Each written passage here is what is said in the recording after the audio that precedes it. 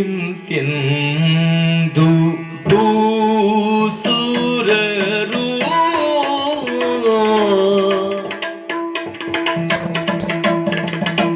ಇಂತೆಂದು ಭೂಸುರರು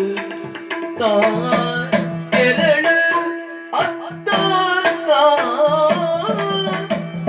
ಗುಣವಂದೇ ಪಾರ್ವತಿ ಮನದಿ ಚಿಂತಿಸುತ್ತದೋ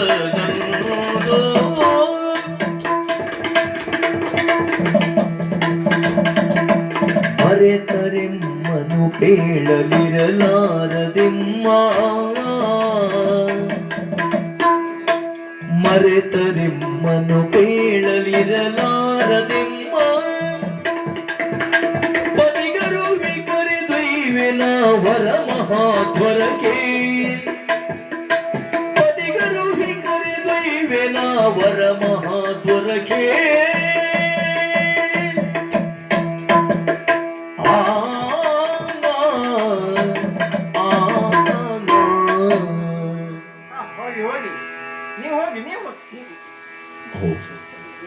ನಾನು ಏನು ಹೇಳ್ತಾ ಇದ್ದೀನಿ, ಬ್ರಾಹ್ಮಣರು ಯಾರು ಇಲ್ವಲ್ಲ?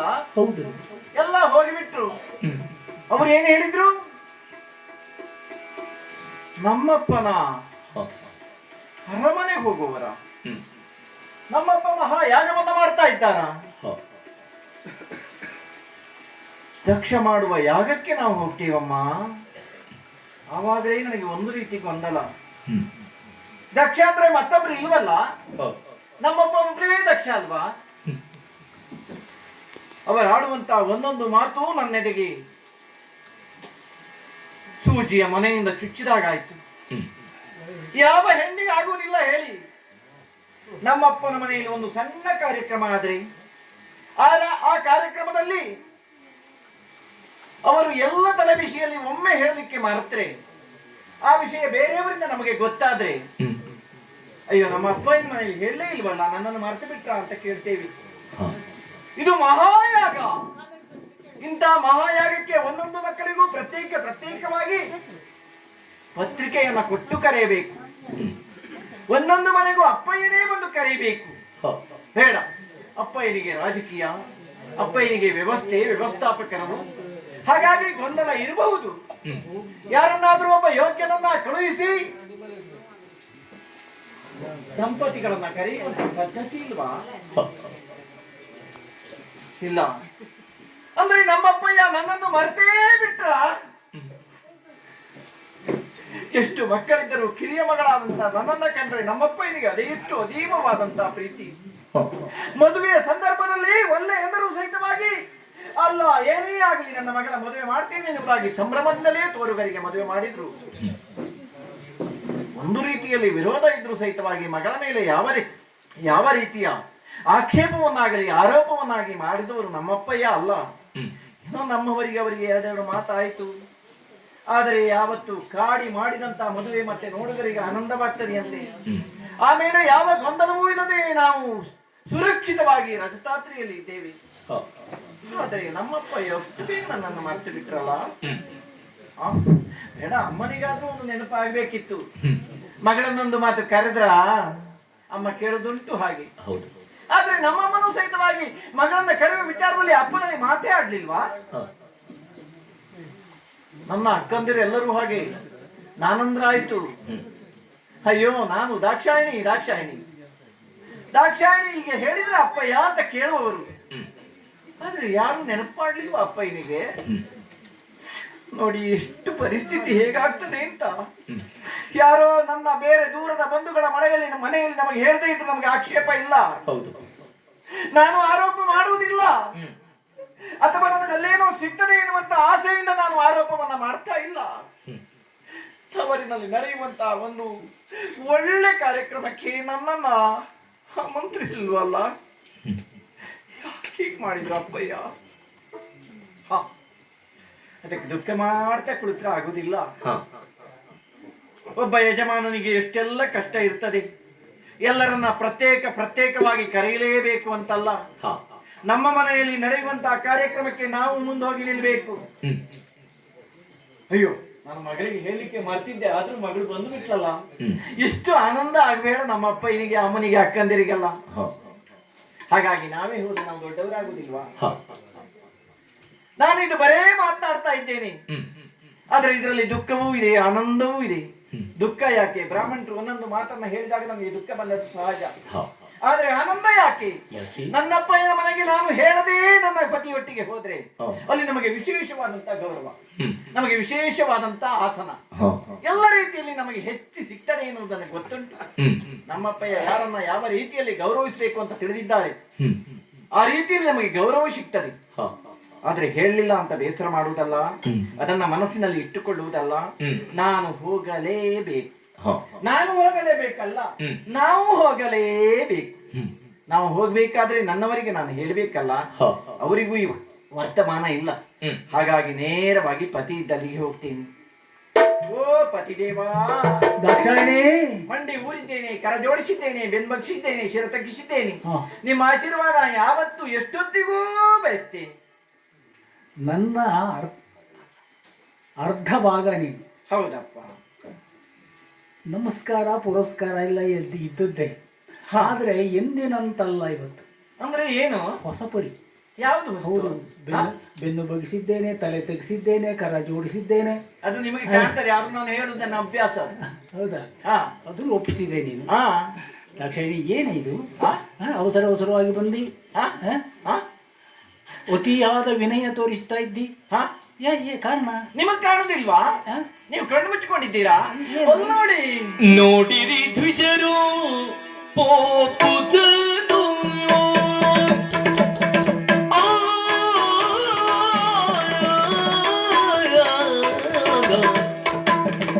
ನೋಡಿರಿ ನೋಡಿರಿ ನೋಡಿರಿ ದ್ವಿಜರು ಪೋಪುದನು, ನೋಡಿರಿ ನೋಡಿರಿ ನೋಡಿರಿ ದ್ವಿಜರು ಪೋಪುದನು. ನಿಮ್ಮಯ ಮಾವ ಮಾಡುವ ಯಜ್ಞವಂತೆಯೇ, ನಿಮ್ಮ ಮಾವ ಮಾಡುವ ಯಜ್ಞವಂತೆ ಯಜ್ಞವಂತೆ ಯಜ್ಞವಂತೆ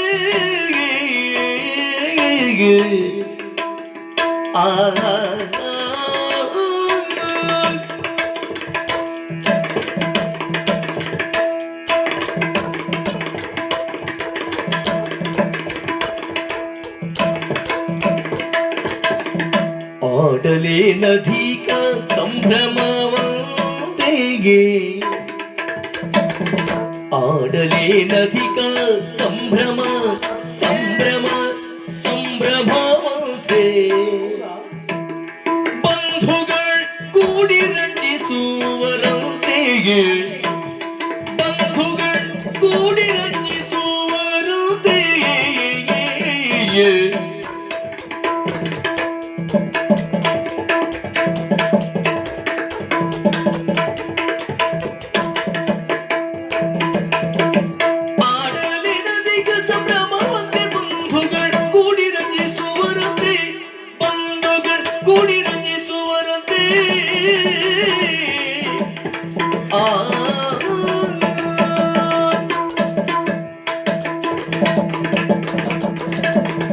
ನೋಡಿ ನೋಡಿ ನೋಡಿ. ಏನು? ಎಲ್ಲಿ ಎಲ್ಲಿ? ನಾನು ಕೈ ಬೆಟ್ಟಿಟ್ಟು ತೋರಿಸಿದಲ್ಲಿ ನೋಡಿ. ನಾನು ನಿನ್ನ ಬೆರಳಿನ ತುದಿ ಮಾತ್ರ ನೋಡಿದೆ. ಹೌದು, ಬೆರಳಿನ ತುದಿಯಲ್ಲಿ ನಿನ್ನ ಬೆರಳು ತೋರಿಸಿದ ದಿಕ್ಕಿಗೆ ನೋಡ್ಬೇಕು. ನೋಡಿದೆ ನೋಡಿದೆ ನೋಡಿದೆ. ಹೇಗೆ ಹೇಗೆ ಕಾಣ್ತದೆ? ಹೋ ಹೋ ಹೋ ಹೋ. ಏನು? ಯಾರೋ ಇರುವೆ ಸಾಲಿನ ಹಾಗೆ ಹೋಗ್ತಾ ಇದ್ದಾರೆ. ಇರುವೆ ಸಾಲಿನ ಹಾಗೆ? ಇರುವೆ ಅಲ್ವಲ್ಲ? ಅಲ್ಲ, ನಿಮಗೆ ಇರುವೆ ಕಾಣುದಿಲ್ಲ? ಅಲ್ಲ, ಇರುವೆ ಸಾಲಿನ ಹಾಗೆ. ಹಾಗೆ ಅಂದ್ರೆ ಅಷ್ಟು ದೂರದಿಂದ ನೋಡುವಾಗ ಅಷ್ಟು ಸಣ್ಣದಾಗಿ ಕಾಣ್ತಾರೆ. ನಾವು ಎತ್ತರದಲ್ಲಿದ್ದೇವೆ. ಹೌದು. ಅವರೆಲ್ಲ ಯಾರು ಹೇಳಿ? ಅವ್ರು ತಪ್ಪಲಿನಲ್ಲಿ ಹೋಗ್ತಾ ಇದ್ದಾರೆ. ಅವ್ರು ಯಾರು ಹೇಳಿ? ಯಾರು? ಯಾರಾಗಿ ಕಾಣ್ತದೆ? ಹೋ ಹೋ ಹೋ, ಗೊತ್ತಾಯ್ತು. ಏನು ಗೊತ್ತಾಯ್ತು? ಅವರು ಬ್ರಾಹ್ಮಣರು. ಅದು ಗೊತ್ತಾಯ್ತಲ್ಲ. ಈ ಬ್ರಾಹ್ಮಣರು ದೊಡ್ಡೇ ಸಾಗರೋಪಾದಿಯಲ್ಲಿ ಹೋಗ್ತಾ ಇದ್ದಾರೆ. ಕತೆ ಹೇಳುದನ್ನ ಹೋಗ್ತಾ ಇದ್ದಾರೆ. ಎಲ್ಲಿಗೂ ಹೋಗುವವರು ಹೋಗ್ಲಿ ಬಿಡು. ಯಾಕೆ ಹೋಗ್ತಾರೆ, ಎಲ್ಲಿಗೆ ಹೋಗ್ತಾರೆ ಕೇಳಿದ್ಯಾ ಅಂತ ಕೇಳಿದ್ರ ನೀವು? ಅದು ಅದಕ್ಕೆ ಪ್ರಸಂಗ ಅಲ್ವೇನೆ, ನಮ್ಮ ಸಂಬಂಧ ಇಲ್ಲದೆ ಹೋದವರು ಎಲ್ಲಿಗೆ ಯಾರು ಹೋಗ್ತಾ ಇದ್ರೆ ನೀವು ಹೋಗ್ತೀರಿ, ಯಾಕೆ ಹೋಗ್ತೀರಿ? ಅವರನ್ನು ನೀವು ಕೇಳುದಲ್ಲ, ನೀವು ನನ್ನನ್ನು ಕೇಳಿದ್ರ ಎಲ್ಲಿ ಹೋಗ್ತಾರಂತೆ ಅಂತ. ಹಾಗಾದ್ರೆ ನೀನ್ ಕೇಳಿದ್ದಿ ಅಂತ ಆಯ್ತು. ನಾನು ಕೇಳಿದ್ದೀನಿ. ಅಲ್ಲ ನಿನಗೆ ಬ್ಯಾಡ್ದಿದ್ದ ವಿಷಯ ಮಾರೈತಿ ಅದು. ಯಾಕೆ? ಇವ್ರು ಇಲ್ಲಿಗೆ ಬಂದ್ರೆ ಎಲ್ಲಿಂದ ಬಂದ್ರಿ, ಮುಂದೆ ಎಲ್ಲಿಗೆ ಹೋಗ್ತೀರಿ, ಅವ್ರಿಗೆ ಉಪಚಾರ ಮಾಡಿ ಅದು ಬಿಟ್ಟು ದಾರಿಯಲ್ಲಿ ಹೋಗುವವ್ರನ್ನೆಲ್ಲ ನೀವೆಲ್ಲಿಗೆ ಹೋಗ್ತೀರಿ? ನಮಗೆ ನೋಡಿ ಯಾವತ್ತೂ ನೋಡದೇ ಇದ್ದಂತ ದೃಶ್ಯ ಹಾ ಅದನ್ನ ಕಂಡಾಗ ಕೌತುಕ ಅಂತ ಆಗ್ತದೆ. ಹೋ ಹೋ ಅದು ನಿಮಗೂ ಅರ್ಥ ಗೊತ್ತುಂಟು. ಓ ಇಷ್ಟು ಜಾತ್ರೆಗೆ ಹೋದಾಗೆ ಹಾ ಇಷ್ಟು ಸಂಖ್ಯೆಯಲ್ಲಿ ಹೋಗ್ತಾರಲ್ಲ ಅಂತ ನಿಮ್ಗೆ ಕುತೂಹಲ ಕೆರಳಿತು. ಹೌದು, ನೀವು ಇಲ್ಲಿ ಗಣಗಳ ಮಧ್ಯದಲ್ಲಿ ಇದ್ದೀರಿ, ನಿಮಗೆ ಇದಷ್ಟು ವ್ಯಾಪ್ತಿ. ನಮಗೆ ಹಾಗಲ್ಲ, ಆ ಕಡೆ ಈ ಕಡೆ ತಿರುಗಾಟ ಎಲ್ಲ ಉಂಟು ಇಲ್ಲಿ ರಜತಾದ್ರಿ. ಹೌದಪ್ಪ. ಹಾಗೆ ಎತ್ತರದಲ್ಲಿ ಕುಳಿತುಕೊಂಡು ನೋಡುವಾಗ ನೀವು ಹೇಳಿದಾಗ ಇರುವೆಗಳ ಸಾಲುಗಳ ಉಪಾಧಿಯಲ್ಲಿ ಕಂಡೆ. ಹೌದು, ಕಂಡಾಗ ಕೌತುಕ ಆಯ್ತು. ಕೌತುಕದ ಜೊತೆಗೆ ಅವರನ್ನ ಕೇಳಬೇಕು ಅಂತ ಮನಸ್ಸಾಯ್ತು. ನಿಧಾನ ಕೆಳಗಿಳಿದ. ಕೆಳಗಿಳಿದ್ಯಾ? ಅಂದ್ರೆ ಕೆಳಗಿಳಿದ್ಯಾ? ಓ ನೀನು ಅಲ್ಲ ಕೆಳಗಿಳಿದೆ. ನೀನು ಇಲ್ಲಿಂದ ಕೇಳಿ ಕರೆದ್ರು ಕೇಳುವುದಿಲ್ಲ ಬಿಡು. ಹಾ ಅಲ್ಲಿಗೆ ಹೋದೆ. ಹೌದು, ನಮ್ಮ ಸ್ವರ ಅಲ್ಲಿ ಕೇಳ್ತದ್ಯಾ? ಹಾಗಾಗಿ ಕೆಳಗಿಳಿದೆ. ಕೆಳಗಿಳಿದು ಬ್ರಾಹ್ಮಣರನ್ನ ಅಡ್ಡ ಮಾಡಿದೆ. ಅಂದ್ರೆ ಅಡ್ಡ ಮಾಡುವುದಂದ್ರೆ ತಡೆದದ್ದಲ್ಲ. ಒಬ್ಬ ಬ್ರಾಹ್ಮಣರು ವಯೋವೃದ್ಧರನ್ನ ಸ್ವಲ್ಪ ನಿಲ್ಲಿಸಿ ಸ್ವಾಮಿ ಅಂತ ಅವರನ್ನ ಉಪಚಾರ ಮಾಡಿದೆ. ಹಾಗೆ ಕರೆದುಕೊಂಡು ಬಂದೆ, ಮೇಲೆ ಕರೆದುಕೊಂಡು ಬಂದೆ. ಅವರಲ್ಲಿ ಕೇಳಿದೆ, ನಿಮ್ಗೆ ತಿರುಗಾಟ ಯಾವ ಕಡೆಗೆ, ಏನ್ ಕತೆ, ಊರು ಬಿಟ್ರ, ಅದೇ ನಿಮ್ಗೆ ಏನಾದ್ರು ಗಂಡಾಂತರ ಆಯ್ತಾ, ನಮ್ಮವರು ಎಲ್ಲ ಪರಿಹಾರ ಮಾಡ್ತಾರೆ, ಈ ರೀತಿಯಲ್ಲಿ ನಾನು ಕೇಳಿದ್ದೆ. ಕಷ್ಟ ಇದ್ರೆ ಪರಿಹಾರ ನೀವು ಮಾಡ್ತೀರಿ. ಅದು ಬ್ರಾಹ್ಮಣರು ನೋಡಿ ಹಾಗೆ ದಾರಿ ಮೇಲೆಲ್ಲ ಬ್ರಾಹ್ಮಣರಾದ್ರಿಂದ ಇದು ಕೈಲಾಸ, ಇಲ್ಲಿ ಮೇಲೆ ಈಶ್ವರ ಇದ್ದಾನೆ, ಕಷ್ಟ ಹೇಳ್ಕೊಂಡ್ರೆ ಪರಿಹಾರ ಮಾಡಿ ಅನ್ನೋದು ಗೊತ್ತಿರಬೇಕಿತ್ತು. ಆದ್ರೆ ಅವ್ರು ಈ ಕಡೆ ಮುಖ ಮಾಡುವುದಿಲ್ಲ, ಪೂರ್ಣ ಆ ಕಡೆ ಮುಖ. ಬಹುಶಃ ಯಾರೋ ಪರಿಹಾರ ಮಾಡುವವರು ಇದ್ದಾರೆ. ಪರಿಹಾರ ನಮ್ಮ ಉದ್ದೇಶ ಇಲ್ಲ ರೀ. ಖಂಡಿತ ನಮ್ಮ ಉದ್ದೇಶ ಅವರಿಗಿಲ್ಲ ಅಂತ ಗೊತ್ತಾಯ್ತು.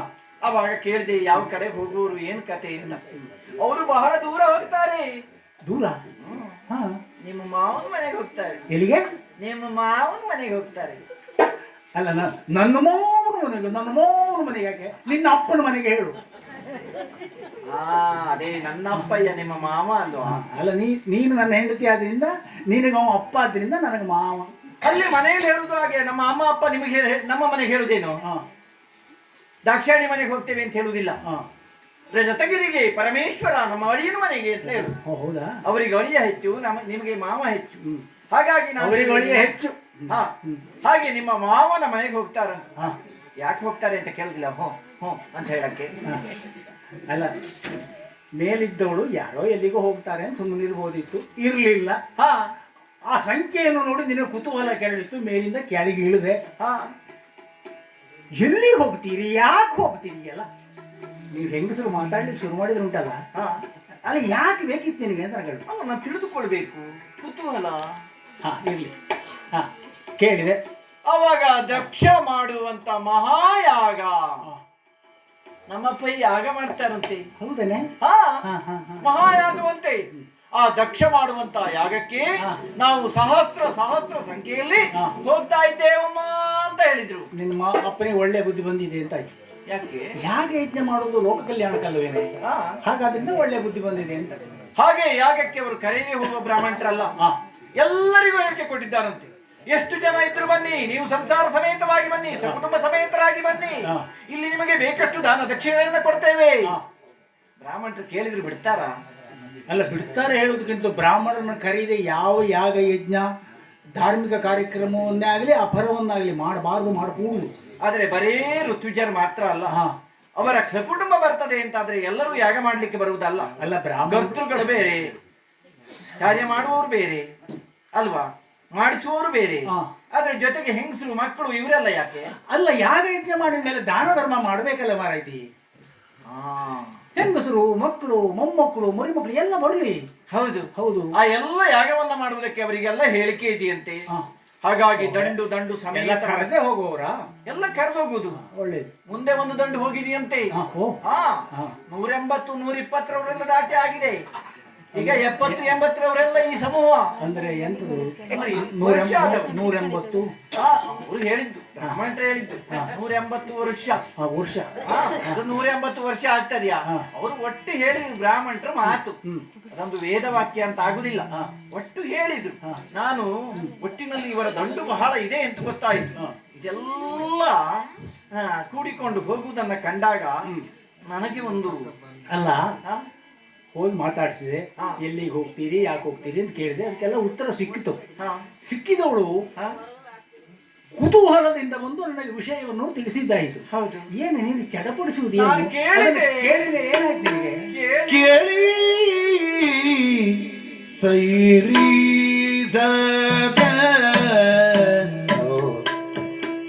ಮನವಲ್ಲಿ ಹೋಗದೆ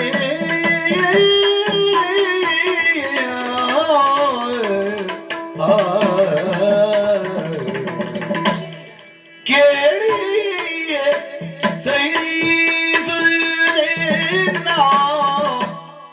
ಮನವಲ್ಲಿ ಹೋಗದೆ ಏಳಿ ನೀವೇಳಿ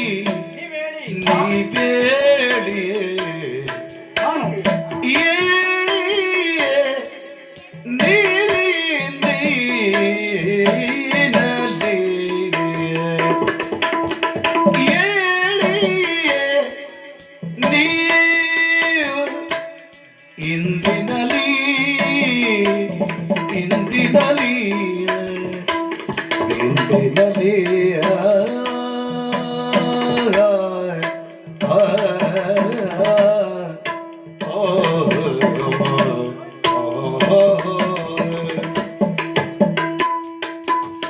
ಕೇಳಿ ಸೈರಿಸದೆನ್ನ ಮನವಲ್ಲಿ ಹೋಗದೆ ಕೇಳಿ ನೀವು ಇಂದಿನಲಿ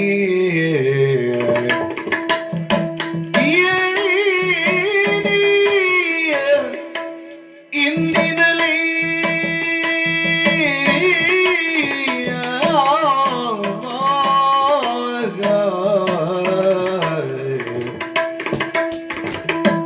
ಲೀಲೆ ಅಖಿಲ ವೈಭವಗಳ ನೋಡಿತು ಲೀಲೆ ಅಖಿಲ ವೈಭವಗಳ ನೋಡಿತು ನಾಳೆ ಬರುವುದು ಇಲ್ಲಿಗೆ ನಾಳೆ ಬರುವುದು ಇಲ್ಲಿಗೆ ಲೀಲೆಯಿಂದ ಕೀಳ ವೈಭವಗಳ ನೋಡಿ ನಾಳೆ ಬರುವುದು ಇಲ್ಲಿಗೆ ನಾಳೆ ಬರುವುದು ಇಲ್ಲಿಗೆ ಏಳಿ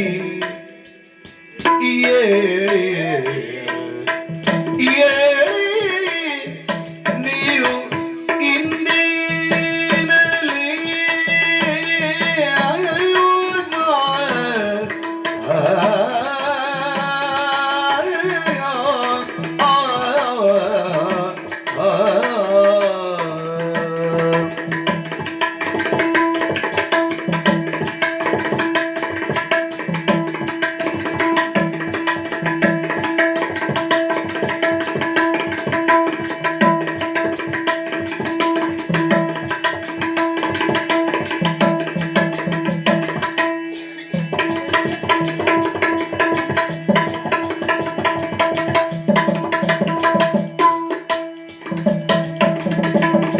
ವೈಭವಗಳು ನೋಡಿದ್ದು ನಾನೇ ಬರುವುದು ಇಲ್ಲಿಗೆ